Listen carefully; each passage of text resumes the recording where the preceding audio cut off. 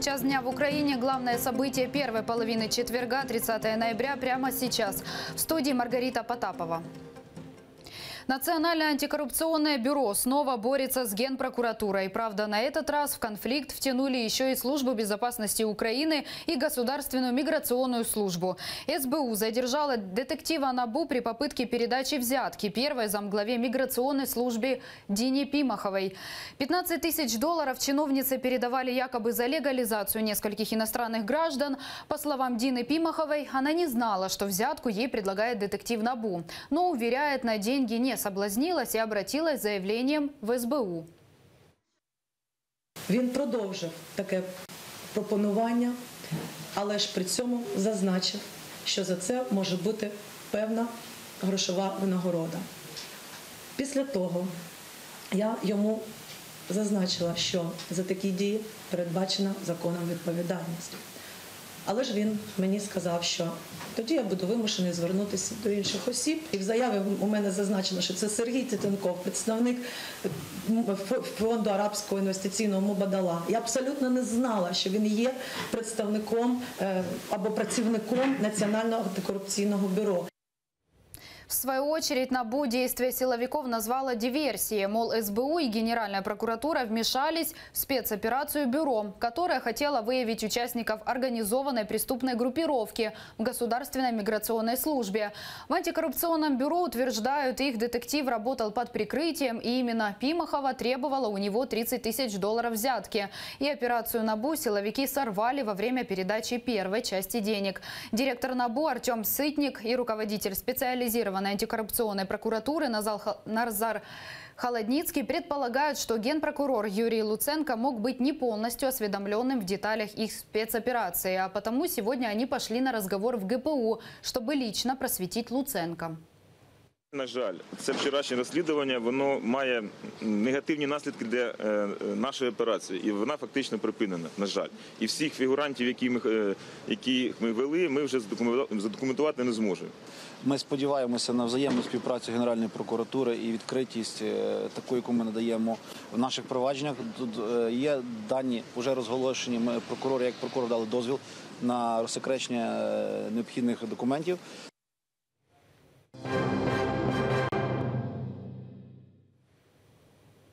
Защитить права похищенного России Павла Гриба требует Валерия Лутковская от своей российской коллеги. Уполномоченная Верховной Рады по правам человека вновь написала письмо омбудсмену России. Это уже 6-е обращение Лутковской. До сих пор она не получила никакого ответа из Москвы. В письме снова перечислены все факты нарушений прав Павла Гриба. 19-летнему пленнику Кремля не дают увидеться с матерью, а во время встречи с консулом запретили разговаривать на украинском языке. Более того, Павлу Грибу в СИЗО не оказывают должной медицинской помощи. Он является инвалидом с детства и требует регулярного приема специальных лекарств. Павла Гриба похитила ФСБ на территории Белоруссии в конце лета и перевезла его в Краснодарский СИЗО. Украинцу инкриминируют терроризм. Якобы он хотел взорвать школьную линейку в Сочи. Пленникам Кремля из Крыма снова отказали в праве на образование. Федеральная служба исполнения наказаний уже 2-й раз отвергла запрос руководству Таврического национального университета имени Вернадского в организации образовательного процесса для крымских политзаключенных Александра Кольченко и Нури Примова. Известно, что они изъявили желание получить высшее образование, пребывая за решеткой. В частности, Кольченко возобновили на 2-м курсе географического факультета Таврического национального университета, а Нури Примов хочет получить высшее юридическое образование. Первое письмо с просьбой организовать их обучение направили в российские структуры в июне 2017 года. Мы связались с ректором ТНУ Владимиром Казариным. Еще одна форма гибридной войны против России. Это лишение прав граждан Украины на образование. Это форма пренебрежительного отношения к Украине как к государству, разговор с которой ведется в недопустимом тоне, совершенно уличного какого-то разговора со стороны чиновников Российской Федерации. Это продолжение имперских традиции. Александра Кольченко осудили в России до 10 лет колонии строгого режима. Его обвиняют якобы в подготовке теракта в оккупированном Крыму. А Нурий Примов получил 5 лет тюрьмы. Ему инкриминируют участие в запрещенной в России организации Хизбут Тахрир.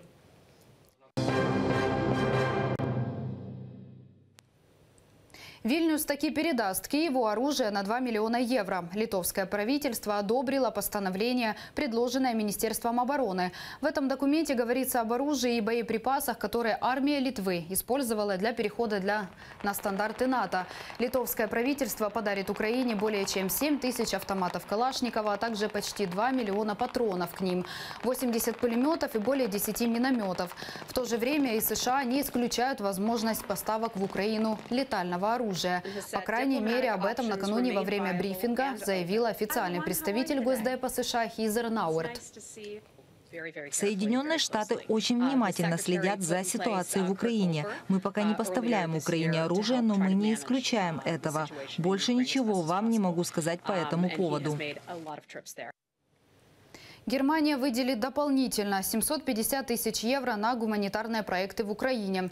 О планах немецкого правительства сообщило посольство Германии в Украине. В 2018 и 2019 годах деньги получит Мальтийская служба помощи. Эта организация оказывает психосоциальную поддержку людям, пострадавшим из-за конфликта на востоке Украины. Ранее Германия сообщала о выделении почти 3 миллионов евро в ближайшие 2 года на гуманитарные проекты другой благотворительной организации «Адра». Она также оказывает помощь внутренним переселенцам. В целом это почти 4 миллиона евро.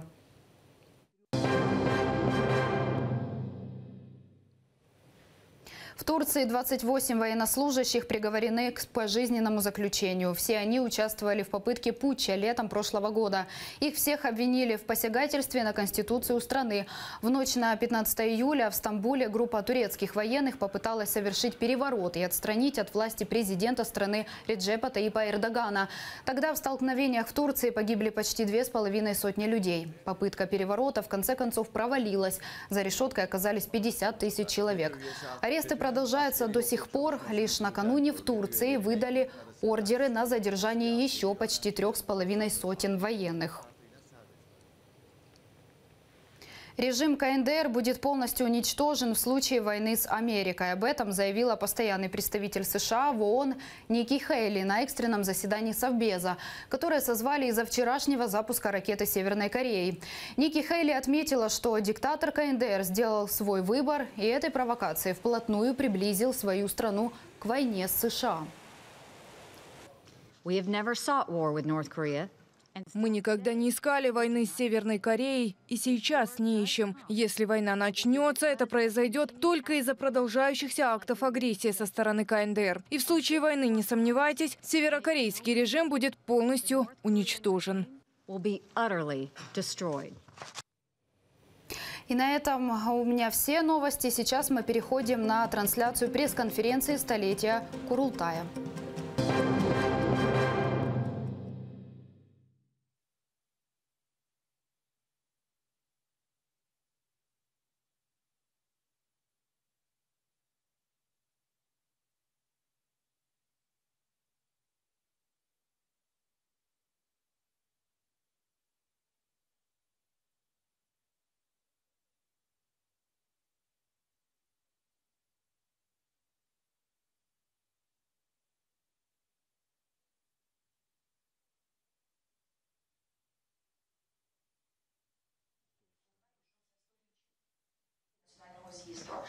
Відеоролик, який ми підготували, для нас готовий, в тому числі англійською мовою, який ми передамо Міністерству закордонних справ з метою просування цієї кампанії на закордон. Прошу показати той відеоролик, який було підготовлено. Національна рада з питань телебачення і радіомови надала статус соціальної реклами цьому роликові, і ми незабаром почнемо розсилати його на телеканали з проханням демонструвати цей відеоролик. 26 листопада 1917 року у Бахчисараї відбувається перший національний з'їзд кримських татар, що зветься Курултай. Головою обирають Номана Челебіджика, лідера кримських татар і борця за права свого народу. Мета Курултаю – створити Кримську Народну Демократичну Республіку і відновити права кримських татар в Криму, яких їх позбавила царська політика Російської імперії. З приходом більшовиків національний уряд кримських татар був помалений, та надбання першого Курултаю не були марними. Він служить взірцем високої політичної самоорганізації для кримських татар, які разом з українцями прагнуть побудувати успішну Україну.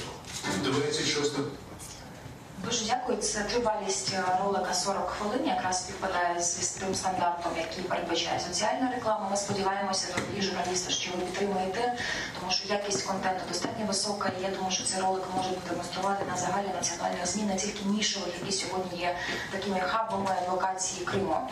Окрім цього, частиною цієї медіакампанії стало виготовлення дещо іншого контенту, зокрема цієї брошури, яку ми зробили разом з відомим кримськотатарським істориком пані Гульнарою Бекіровою. Вона коротко розповідає про головні задачі Курултаю, про те, як його створювали, про історичні події того часу, про мету Курултаю і фактично про наслідки, що таке Курултай з точки зору політичної організації для кримських татар.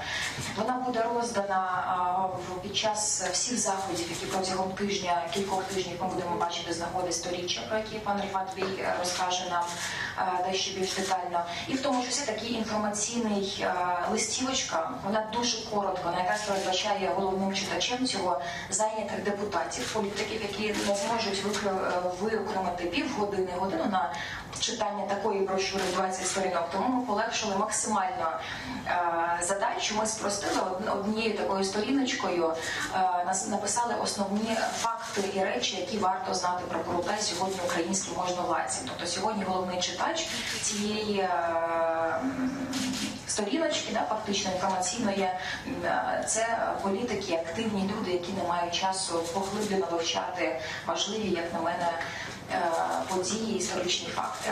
Це загальна така нарис того, що є медійна кампанія. Він є частиною реалізації стратегії інформаційної реінтеграції Криму, яка була розроблена міністерством, в тому числі стратегії публічної дипломатії кримськотатарського народу. Ці два документи є запорукою того, що робота з просвітництва, з кампанії є системною, постійною, згідно плану дій уряду і плану дій міністерства. І фактично я дякую всім нашим партнерам, Кримському дому, Міністерству культури, Міністерству тимчасово окупованих територій, журналістам кримським, Меджлісу кримськотатарського народу за те, що разом ми сьогодні, мені здається, робимо важливий, якісний контент і фактично ведемо активну просвітницьку діяльність. На цьому я свій виступ закінчую і надам слово історику Гульнарі Бекіровій, яка розкаже фактично про те, а що ж таке Курултай, про створення цих брошурок, і про те, що вона заважає за потрібне. Салам ханом, салям алейкум рахматуллах. Дякую за то, що ви тут. Я буквально, мне ханом, в принципе, уже значительную часть исторического контекста вам представила. И ролик, на мой взгляд, тоже, несмотря на то, что он очень короткий, весьма информативный. Кому это интересно, действительно прочтет краткий, но достаточно полный очерк истории этого выдающегося для крымско-татарского народа и для всего Крыма года. Почему я говорю именно для нашего полуострова? Потому что в тот момент, вот в этот самый переломный момент истории Крыма, у Крыма был шанс получить совершенно иное развитие, изменить траекторию своего политического пути, вот с такого очень трагического на позитивное. Но, к сожалению, этого не произошло. Буквально два слова об исторических реалиях. В марте 1917 года крымские татары, ведомые своими старшими, я хочу подчеркнуть, интеллектуалами, призвали, можно сказать, передали некоторые такие основные полномочия по значит, потому, чтобы придать Крыму вот это самое новое дыхание, призвали, что называется, к власти новую молодую поросль людей, которые были высокообразованы, которые, несмотря на это, уже приобрели достаточный жизненный опыт. Эти имена нам сегодня хорошо известны. Нуман Челебиджихан возглавил мусульманский исполнительный комитет и одновременно стал муфтием. Это впервые в истории крымско-татарского народа демократически избранный муфти. Ему было на тот момент всего 32 года.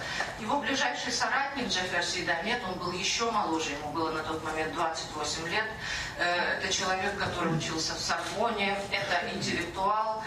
И люди, которые были рядом с ними, Амет Узенбашлес и Джалил Хаттабов. Это, знаете, для нас очень важно сегодня, для структур, ну, об этом, наверное, лучше скажет Рифат Чубаров, вот это сочетание опыта и молодости. И, в общем, таким образом Крым начал развиваться, имея вот этот самый, с одной стороны, крымско-татарский сценарий развития, а в то же время европейский. Почему я говорю европейский? Потому что когда они приступили, вот эти самые люди приступили к своей работе, они организовали газеты, они реформировали земельные, так сказать, отношения. А на тот момент, я хочу это подчеркнуть, крымские татары были, несмотря на то, что это коренной народ Крымского полуострова, на тот момент ни у кого этого не вызывало сомнений, крымские татары были самым угнетенным крымским этносом. Это было связано с полуторавековой политикой царского режима по выдавливанию коренного народа Крыма после первой аннексии 1783 года. Спустя несколько месяцев Курултай был, что называется, уже готов к работе. В значительной степени катализировало это событие то, что к власти пришли большевики. И крымские татары, по сути, были единственной организованной силой, которые на тот момент могли противостоять вот этой самой грубой, хамской, наглой силе большевиков. Конечно, очень важная страница – это взаимоотношения с Украинской Центральной Радой, с Украинским национальным движением. Я пишу об этом, и многие наши исследователи, Неханум уже говорила о презентации книги Андрееванца, вот как раз сейчас занимаются изучением этих взаимоотношений. Скажу очень коротко, к сожалению, стратегический союз на тот момент не состоялся. И опять-таки, солидаризируюсь со своими многими украинскими коллегами, скажу совершенно точно, если бы на тот момент лидеры Курултая крымско-татарского народа и Украинской Центральной Рады договорились вот об этом самом сотрудничестве, судьба Крыма, крымско-татарского народа, Украины была, скорее всего, совершенно бы иной. Увы, этого не произошло, но, так сказать, отмотать историю, к сожалению, мы не можем в обратном направлении. И случилось на самом деле то, что в ноябре-декабре 1917 года крымские татары создали свою конституцию. Она провозглашала принципы очень позитивные на тот момент. Это, по сути, была конституция демократического государства. Они учредили Крымскую Народную Республику. В конституции говорилось о равенстве мужчины и женщины. И женщины на многих заседаниях, как показывают иллюстративные какие-то материалы того периода, сидят рядом со своими коллегами-мужчинами. Это действительно удивительно на тот момент, учитывая, что все-таки речь идет о мусульманском народе. И я хочу сказать, что, наверное, у Крыма действительно был на тот момент шанс превратить полуостров в то, о чем, собственно, и мечтали наши интеллектуалы, в Швейцарию, то есть о том государстве, где бы учитывались права всех этносов. На тот момент Крым уже был полиэтничен. Но, к сожалению, опять-таки, вот эта самая грубая сила большевиков не позволила двигаться Крыму в этом направлении. И после столкновений жесточайших в январе 1918 года. В феврале был убит наш лидер Нуман Челебеджихан. И дальше уже начался страшный террор, о котором все вы знаете, но это уже следующая страница истории Крыма и крымско-татарского народа. Тем не менее, вот этот подвиг, не побоюсь вот столь возвышенного слова, подвиг крымско-татарских интеллектуалов и нам спустя 100 лет дает вот некий такой позитивный импульс, чтобы двигаться дальше.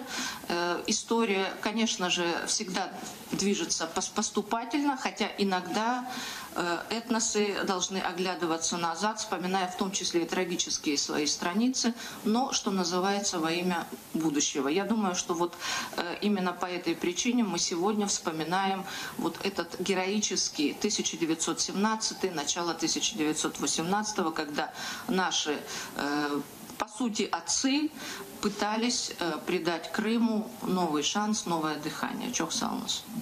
Sağ olun Gulnara Hanım. Наступне слово передаю голові Меджлісу кримських татар, народному депутату Рифату Чубарову.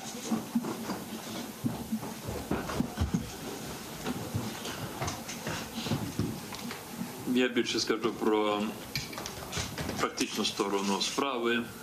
Ви знаєте, що 5 жовтня цього року Верховна Рада України прийняла постанову про проведення урочистого засідання Верховної Ради України, присвяченого 100-річчю проведення першого Курултаю кримськотатарського народу. До того 100-річчя Курултаю було включено перелік пам'ятних дат, які затверджуються Верховною Радою України. Отже, потім вступив в дію Кабінет міністрів України, який пізніше 22 листопада прийняв розпорядження щодо проведення заходів, присвячених 100-річчю Курултаю кримськотатарського народу.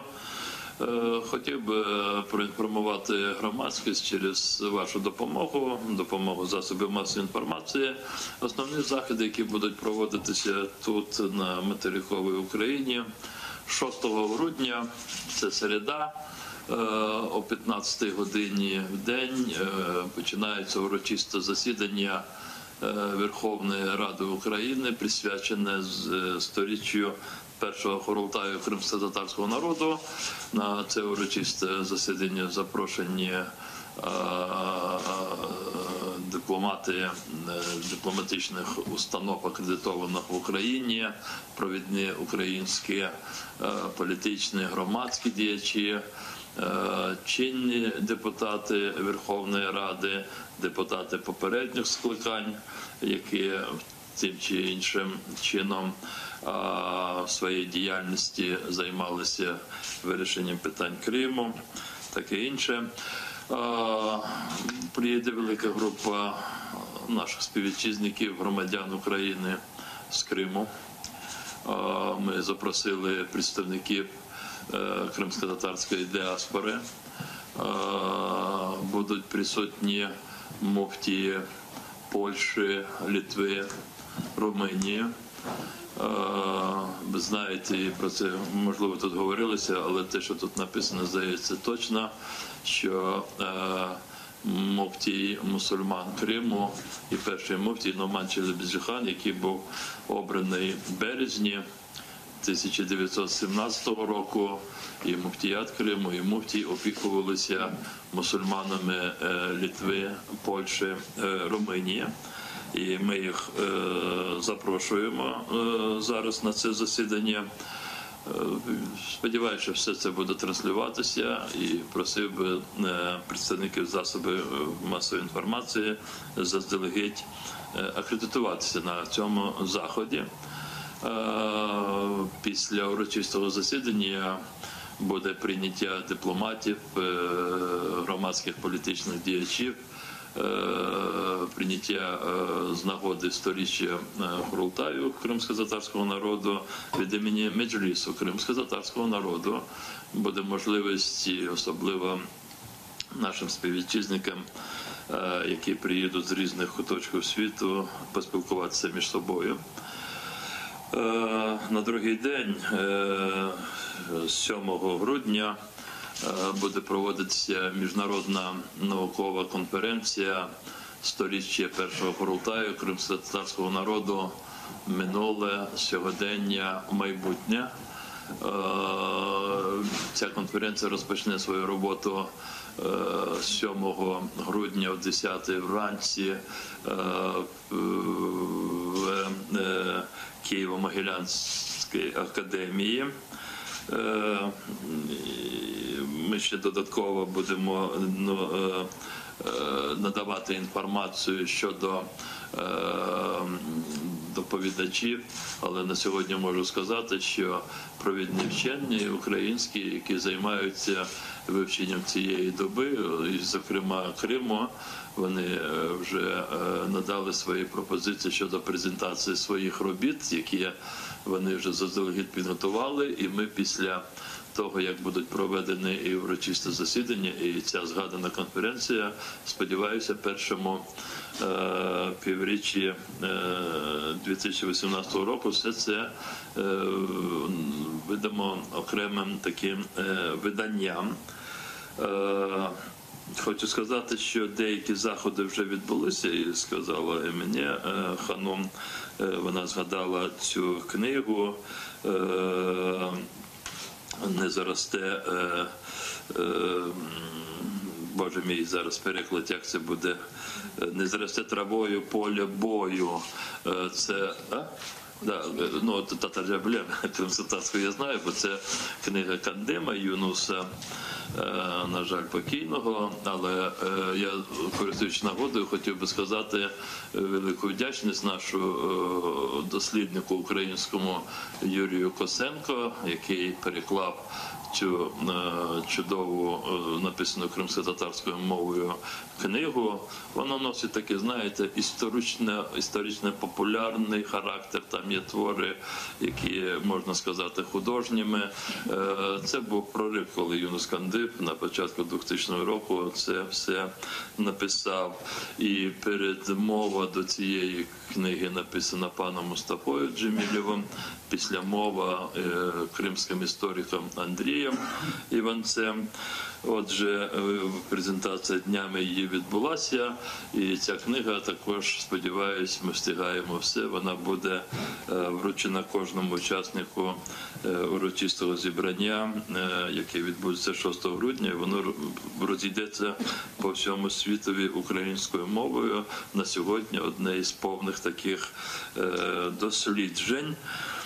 Відбулося 22, здається, листопаду, якщо я не помиляюся, презентація пам'ятної монети, виготовленої Національним банком України, і ви про це знаєте.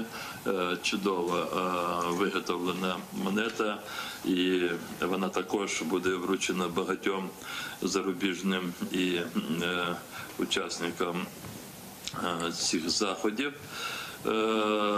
Ми не обмежуємося тим, що проводимо тут в Україні. 12-13 грудня відбудуться відповідні заходи в Румунії, в місті Констанца, там, де живе достатньо велика діаспора кримськотатарська. Там будуть такі, у нас буде один день засідання, міжнародне засідання громадських організацій кримськотатарських Румунії, а на другий вечір буде таке урочисте, такий фестивально-концертний формі захід. Готуються дуже серйозно наші громади в Туреччині.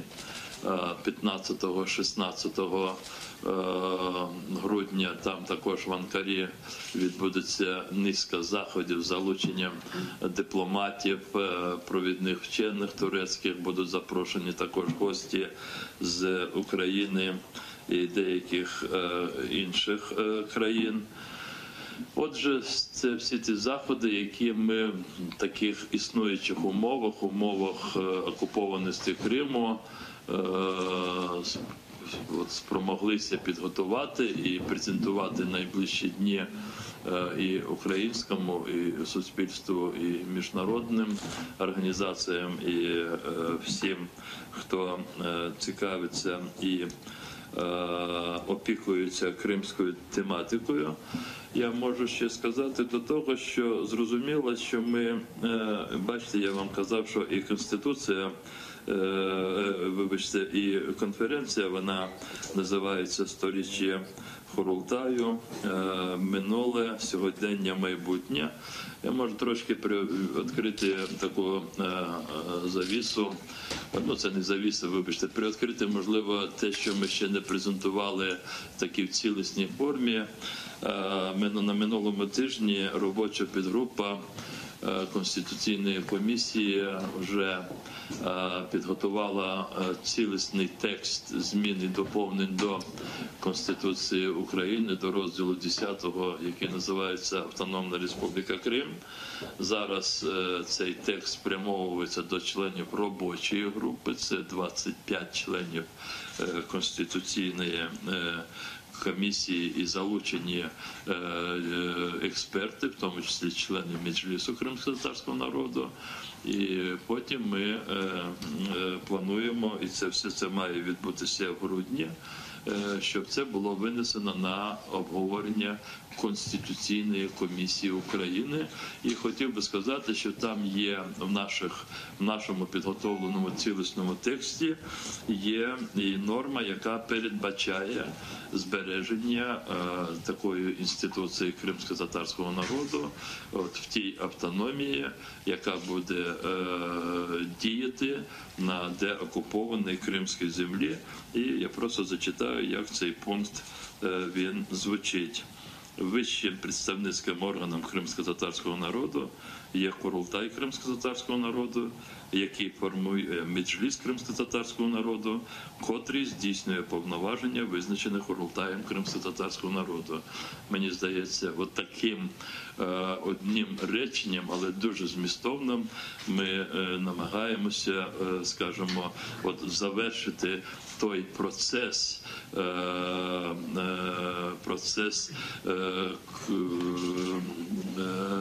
вирішення своєї долі кримськотатарським народом з урахуванням інтересів, прав всіх тих, хто є сусідами, поруч, разом з кримськими татарами, бо перший Курултай кримськотатарського народу, який відкрив свою роботу за старим стилем 26 листопада, або за новим це 9 грудня, він якраз і намагався зробити все для того, щоб в Криму кримськотатарські народи вирішували свою долю самостійно, без диктату з боку будь-кого, але в той же час кримськотатарі, вони це проголосили, вони проголосили в тих документах, які прийняли, що вони закликають всіх інших в Криму разом з ними вирішувати спільну долю Криму. Така була позиція кримськотатар, яка, на великий жаль, тоді вона викликала шалений спротив тих, хто хотів зберігати як російську царську монархію, так і тих, які вже думали будувати інший радянський такий спосіб життя, але все одно, який базувався би на російських таких ідеях. І сьогодні от в наших пропозиціях до Конституції України, визначаючи роль і місце Курултаю кримськотатарського народу, ми говоримо про те, що цей орган є вищим представницьким органом кримськотатарського народу. Далі в інших статтях, які ви, я сподіваюся, найближчим часом вже побачите як журналісти, і ви будете їх обговорювати, там зрозуміло вже визначені ті органи, які спільно в яких будуть представлені і кримські татари, і українці, і люди інших національностей, які живуть в Криму, які будуть обрані до цих органів, і вони разом будуть співуправляти українським Кримом. Я думаю, що це буде достойна така, знаєте, наша така данина тій відчутній боротьбі, яка була закладена в 1917 році. Дуже дякую. Дуже дякую, Саул Стефатбій.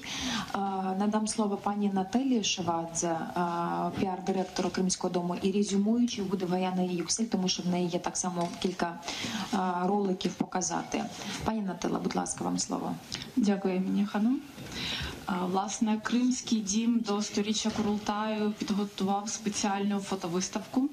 І присвячена вона не тільки подіям 17-го року, тобто першому Курултаю кримсько-татарського народу, а всьому розвитку і шляху цієї демократичної інституції за останні 100 років. Таким чином ми представимо фотознімки з відкритих та приватних архівів, а також короткі та історичні і біографічні довідки до них. Будуть представлені унікальні світлини з першого Курултаю в Ханському палаці, також фото учасників національного руху кримських татар 50-х років, який, власне, і триває досі. Також в рамках фотовиставки можна буде побачити знімки другого Курултаю 91-го року, а також першого всесвітнього конгресу кримських татар 2009 року. Серед експозиції також є знімки багатотисячного мітингу, який відбувся 26 лютого 2014 року напередодні анексії на підтримку територіальної цілісності України. І експозицію цієї фотовиставки завершує символічне фото, яке, власне, символізує повернення кримських татар на свою батьківщину. І відкриття цієї фотовиставки відбудеться 6 грудня в Верховній Раді о 15:00. Після вона передислоковується до Кримського дому і буде тривати там до кінця року. Тому запрошуємо. І дякую. Дякую, Наталя. І наступне слово Гаяна Юксель, член Меджлісу кримськотатарського народу і головний редактор інтернет-видання Кхарм Хавіражанса. Саул на меня, уважаемые организаторы, уважаемые участники сегодняшней пресс-конференции.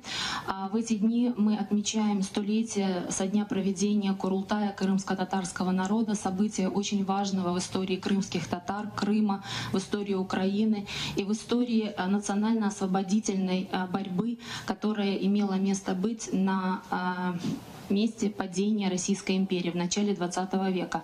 Многие народы, в том числе и крымско-татарский народ, и украинский народ, не преминули воспользоваться историческим шансом для создания собственной государственности, и при этом ими были продемонстрированы высокий уровень организованности и политической культуры. К сожалению, сегодняшнее наше мероприятие не предполагает детального обсуждения этого важного, интересного, глубокого исторического события. Я бы хотела только сказать то, что вот тот уровень политической зрелости и культуры, который демонстрировали крымские татары в начале 20 века, он заслуживает особого внимания, потому что выборное право, представленность регионов, предварительные разъяснительные организационные кампании, представленность женщин в представительных органах крымских татар — это то, что было уже у народа в начале 20 века, хотя многие к этому пришли в середине или даже в конце прошлого столетия. Говоря о том, что событие очень многогранно по своей сути, я бы хотела сказать, что в нем могут найти вдохновение, информацию и поле для работы представители самых разных сфер: историки, политологи, социологи, литературоведы и многие-многие другие. И сейчас, несмотря на то, что событие, казалось бы, с одной стороны изучено, с другой стороны мы приоткрываем завесу и вводим в оборот, представляем научной общественности, широкой общественности большое количество документов, которые до этого были неизвестны. Вот я принесла несколько из них для того, чтобы продемонстрировать и показать, что есть эти сведения, и сейчас над ними нужно работать и представлять их всем. Вот, к примеру, список лиц, вошедших в состав Мусисполкома. Это исторический документ, который хранится в частном архиве лидера крымско-татарского народа Мустафы Джемилева среди тех документов, которые удалось получить из Крыма. К примеру, печати. крымско-татарской национальной директории. К сожалению, качество не очень хорошее, но я надеюсь, что на выставке, которая будет сопровождать мероприятия, вот о которых рассказывал уважаемый Рифат Ага, эти документы тоже будут представлены. Другой не менее важный и интересный документ, очень сложный, протокол Курултая крымско-татарского народа 1917 года, оригинал, написанный на крымско-татарском языке в арабской графике, рукописью. Очень сложный документ, сложный для прочтения и обязательно необходимый для прочтения, потому что, например, мы слышим о том, что есть переводы протокола, а когда спрашиваем, кто переводил, кто автор перевода, слышим, это оперативный перевод НКВД. И понятно, что такой перевод ни в коем случае не может использоваться, потому что он стряпался, в буквальном смысле этого слова, с целью очернения участников национального движения и составления уголовных дел. Поэтому вот такие исторические документы нужно читать, и они будут прочитываться. И есть люди, которые этой работой занимаются. Кроме того, я хочу сказать, что события 17 года, история крымско-татарского народа — это глубокий источник для вдохновения. Я говорю это вполне ответственно, потому что у нас работал сотрудник в течение полугода. Он глубоко погрузился в крымско-татарский вопрос, в проблемы Крыма. Он уволился и через несколько месяцев появился у меня и сказал: Гаяна, нам нужно снимать фильм. Я даже принес концепцию и синопсис, и фильм должен называться, художественный фильм, и фильм должен называться «Нуман».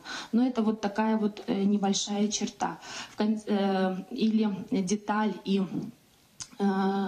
показатель значимости того события, о котором мы сегодня говорим.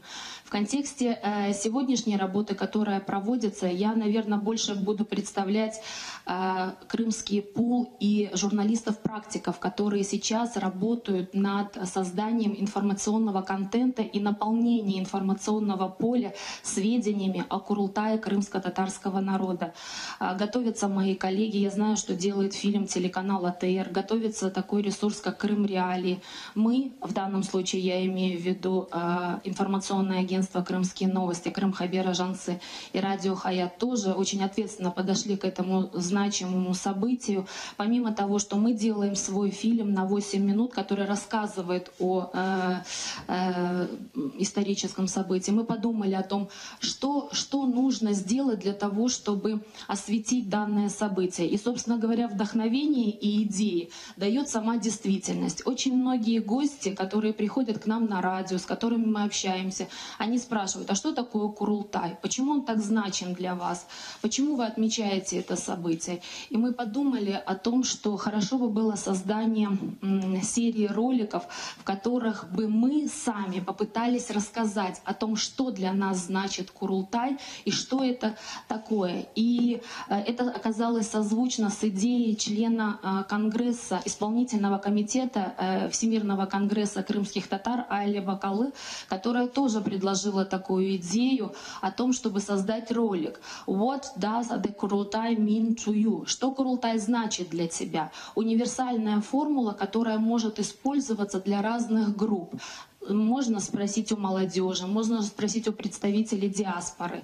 К сегодняшнему дню несколько таких роликов у нас готово, и я принесла сюда ролик, который мы сделали вместе с членами Конгресса и с членами Всемирного исполкома крымских татар. То есть цель такого материала — рассказать, что для нас значит Курултай и каково его значение, вот этого исторического события, сейчас, в наши дни. Я бы хотела его продемонстрировать вам и сказать, что работа в этом направлении будет продолжена. Такие ролики будут создаваться на украинском, турецком и английском языках.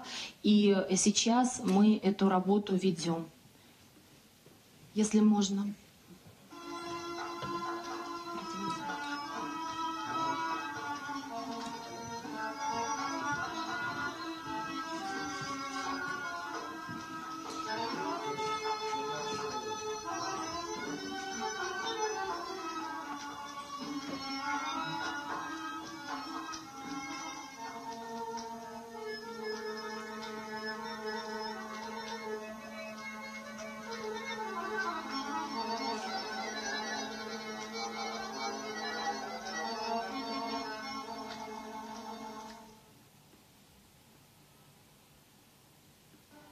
Kurultay Kırım Tatar Milli Hareketi'nin ve Kırım Tatar halkının demokratik geleneğinin bir göstergesi.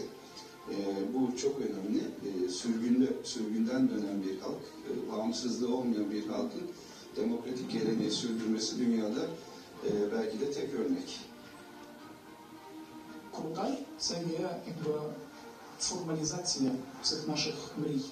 Бо коли відбудеться, я вірю в це, черговий Kurultay в звільненому Криму, то тоді я сподіваюся, що формальну крапку над створенням Кримсько-татарської національної автономії в складі України буде поставлено.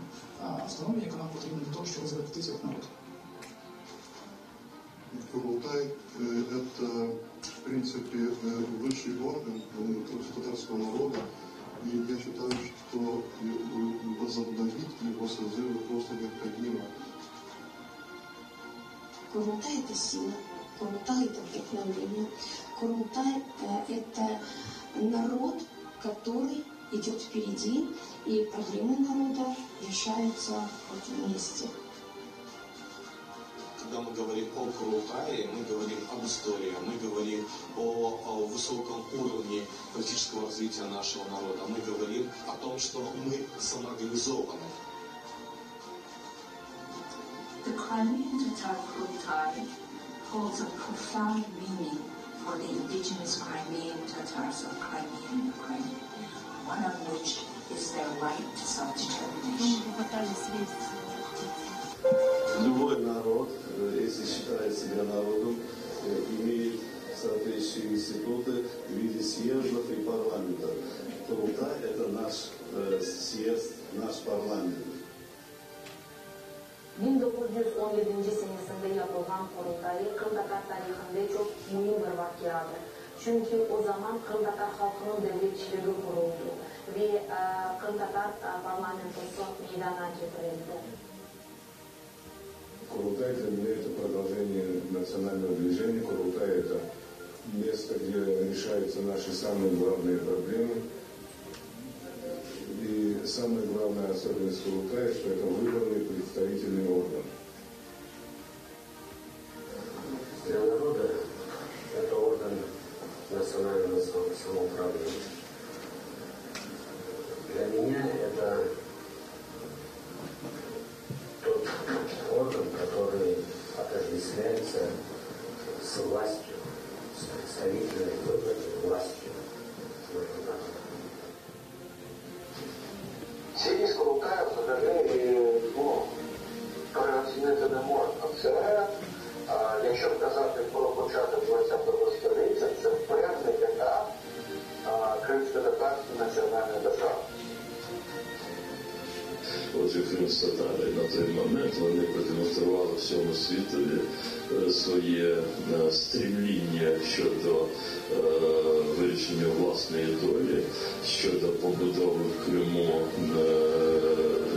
державного утворення, і вони тоді виступили з підходами, які сьогодні є актуальні, що всі в Криму мають мати рівні права.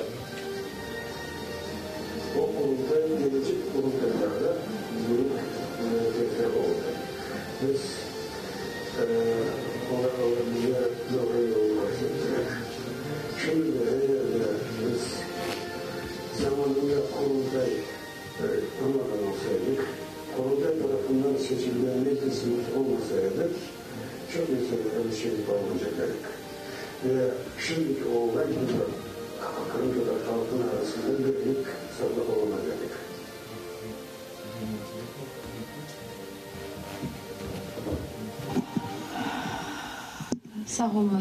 Саулос колеги, Ріфат, ви щось хотіли анонсувати, так? Ні, це органічно просто переходить. Я чекав на цю презентацію. Ми ж не завершуємо тим, що проведемо заплановані заходи. Ми переходимо на 2018 рік. Взагалі і в історії кримськотатарського народу, як і в історії і української нації, і інших народів, які жили в тодішній Російській імперії, що розпадалася. Кожний рік, оце 17-й, 1918, 20-й, 21-й, це роки у одних, це підйом, відродження, як скажемо, балтійських народів. У інших це шанси на побудову своїх державних утворень, це, знаєте, таке піднесення, а потім подавлення і знову збирання в єдиною, але вже тепер Радянську імперію.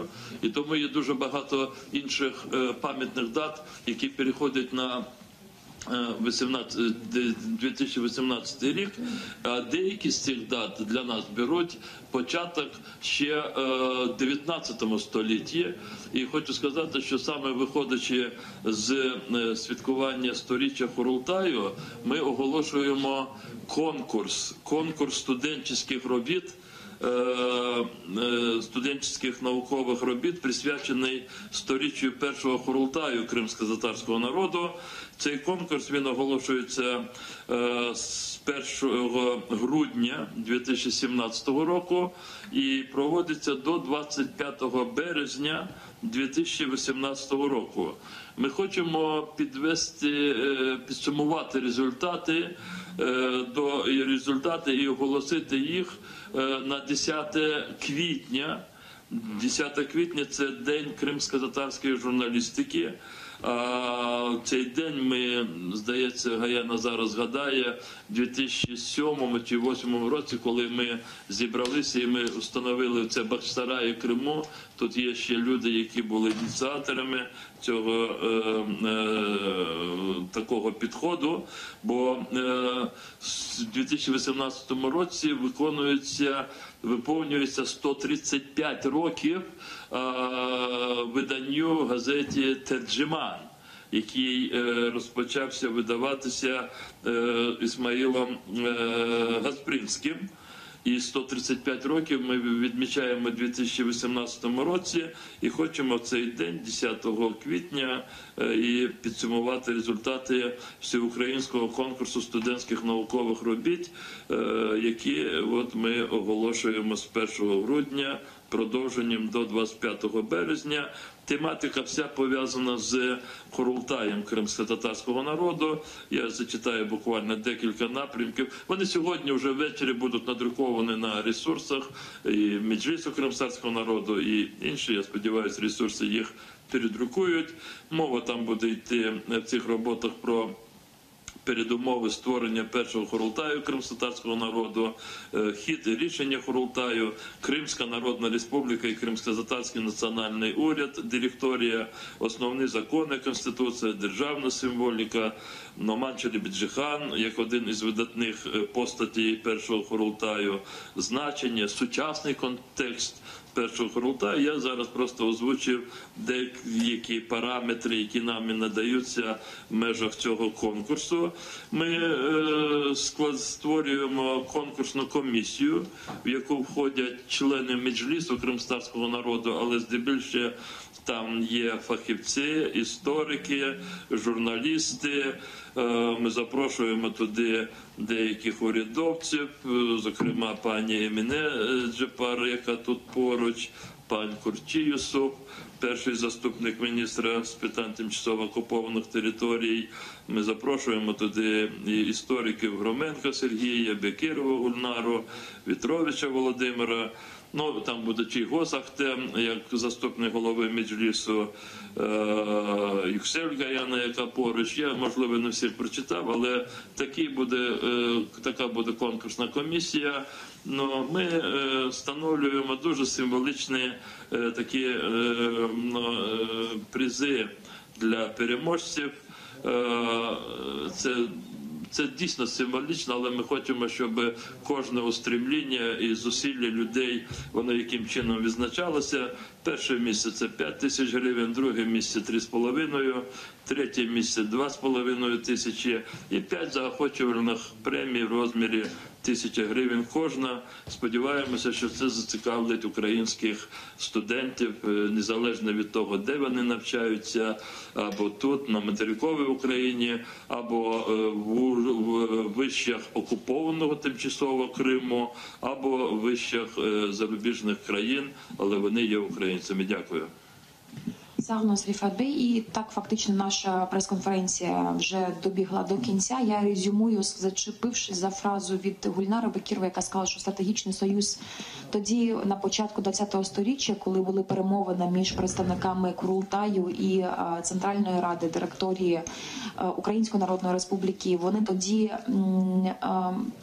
фактично не відбулися як такі, але це ті перемовини, які могли поміняти хід історії тогочасної і українців, і кримських татар.